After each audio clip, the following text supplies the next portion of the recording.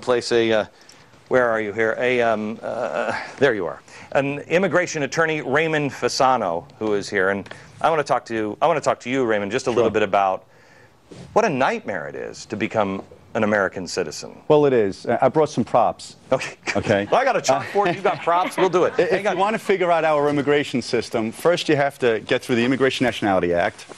Then you have to get through the Code of Federal Regulations. And this is going to be your answers. So if you want to know about our backlogs, why it takes forever to get a visa to come to the United States, you have officers who are not lawyers that have to muddle through all of this work, and you have to hire a lawyer to explain to the officer. And if he doesn't get it right, we have to go to court. So. Okay. Hang on just a second, because I want to hear some of the things that we can do to simplify this. But first, tell me, how did you get here?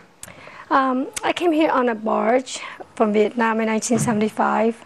A whole bunch of people just leaving at maybe 3 o'clock in the morning, and we all left on the barge. And then we were supposed to bound for Japan, and Japan didn't want us, so we were just stuck out in the middle of the ocean. And then Cambodia kind of saw a barge being pulled by a tugboat, and they bombed us. How old were you? I was 12 years old. And so. And then you came here. We took you in. Yes, the Navy ship rescued us. Maybe a week or two later, we were just sitting in the Pacific Ocean on a barge. So, and you came to this country with a banana. Yep. That's all you had. That's all we had in a house to grab immediately to go with us, because Vietnam, there's no refrigerator, so you can't have anything that's perishable. You buy daily at the grocery store, and so the only thing that's not perishable is bananas. Wow. So my sister and I just left, and then. Do you still have that banana? I was so hungry, I had to eat it. And I still have that banana. I should have saved it. Yeah. And now, I mean, now you're here. You're an American citizen. Mm-hmm. Life is a little different. What do you do now? I'm a stay-home mom. I have a son that goes to Regis High School. Uh-huh. He's a freshman. I really nothing. Yeah. I just hang out with my friends who watch your show every day, and we do. Yeah. So and we listen to radio talk show. But well, what I meant was that your life is, you have become an American citizen, and you're living the life of a dream. Of an American. Yes. I love this country. It was hard to come over. I still miss my family. I've been back to Vietnam about 8 years ago. Yeah. And it's not the same anymore. It's changed a lot. Beck, how'd you come? In 1967, my dad worked for the Mexican airline in Mexico City. He was transferred to Phoenix, Arizona. So they sent him out, and while he was in Phoenix, all the paperwork started to get our visas, and consequently around 6 months later, we got our visas. The paperwork came back from Washington. My dad came back to Mexico, and he had my mom, my 2 sisters, myself, and we all flew back into Phoenix on a DC-6. Why did you come? Why did you come here? Work. That's from just for but just for work. I mean, you became an American citizen. Why? Why did you leave? Because I believe in this country.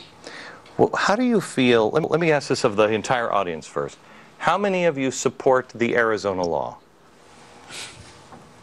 There is no one with their, except for your father. You support?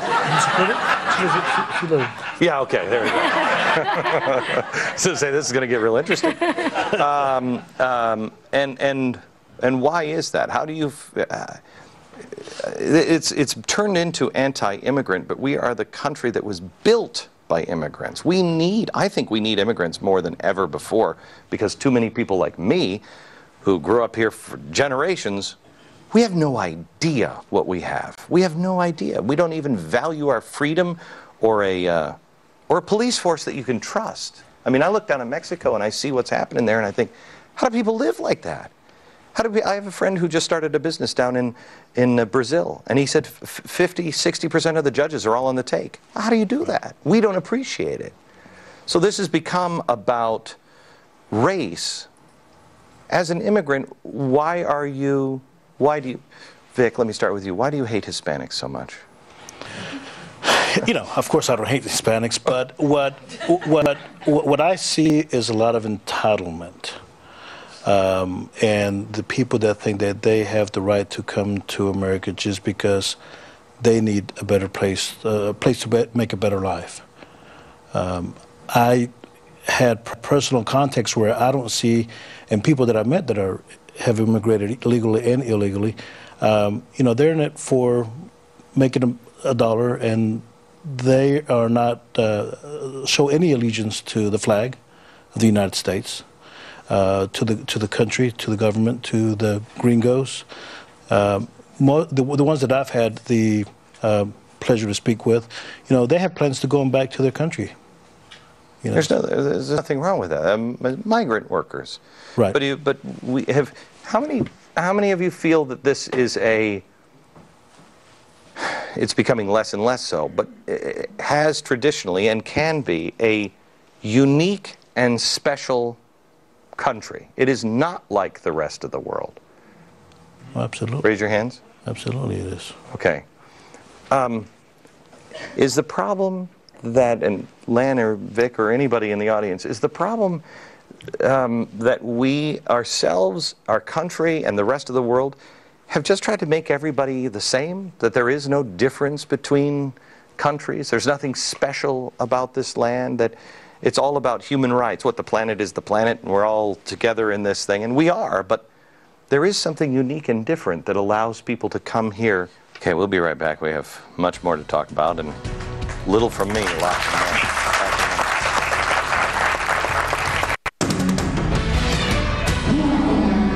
Would not want to change a policy of kicking in doors in the middle of the night and sending a parent away from their families. It must be stopped. What value system is that? I think it's un-American. I think it's un-American. A change in policy and practice, and again, can't say enough, the raids must end. May I ask a question? Because I read the news just every day, and I only read several papers every day and work at a news network. Has anybody had their door ever kicked in? Do you know anybody who's had their door kicked in the middle of the night? Know anybody? You know somebody who's had their door kicked in the middle of the night? Yes, my sister was robbed twice. And the police came and helped her? Yes, okay, yeah. No, I mean kicked in by the police. I've never heard that. Pia, you were the one who, when we were talking before the show, you brought this video clip up, and you talked about, you have something to say about this clip. Well, what I have to say is that seems that our politicians today, they always go around and look for sympathy about this issue with immigration. Meanwhile, they forget to lead. They forget to enforce the law. They forget what this is all about. I resent the fact that other people, they cut the line and they just go ahead without doing any work. I was separated a year and a half when I was a teenager from my mother to do the right procedure to come in the United States, to join this beautiful nation. And I resent Mrs. Pelosi when she tried to